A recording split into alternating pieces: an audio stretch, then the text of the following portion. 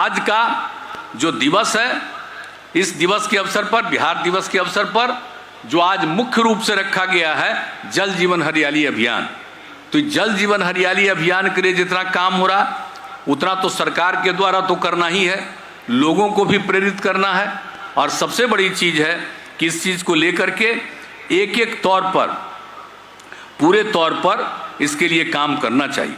और जब हम लोगों ने जल जीवन हरियाली अभियान की 19 में शुरुआत की, 2019 में, और उसी समय हम लोगों ने क्या किया था, जागरूकता अभियान जो चला ही रहे थे, और उसके बाद लोगों में यह भाव कितना अच्छा गया।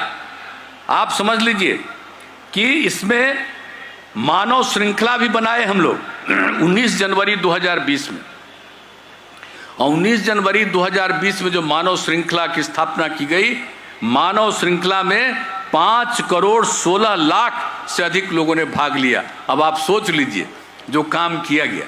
तो अब तो बीच में ये आ गया ये कोरोना का दौर।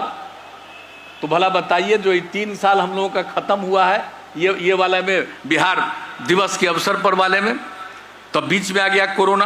अब कोरोना पर तो सचेत रहना ही है, सब कुछ हो रहा, और बिहार में तो एक एक चीज पर और पूरे देश में ध्यान दिया जा रहा। तो उसके लिए तो जो कुछ भी है, लेकिन उसके लिए जरूरी चीज, और हम लोगों ने कहा कि नहीं, इस बार तरह से आज का ये कार्यक्रम हुआ, और आज के दिन जल जीवन हरियाली अभियान का रखा गया है उद्देश्य। तो इसमें निश्चित रूप से काम होना चाहिए।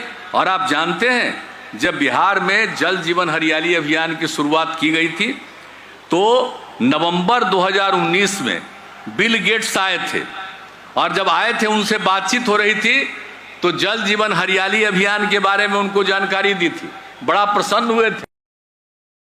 जलवायु परिवर्तन राउंड टेबल कॉन्फ्रेंस में कई देशों के मुख्यमंत्री और जो प्रमुख नेता सब भाग लिए थे, उसमें भी हम लोगों को भी अपनी बात कहने का मौका मिला था, और उसी में हम लोगों ने जल जीवन हरियाली अभियान के बारे में सारी बातें कही थी।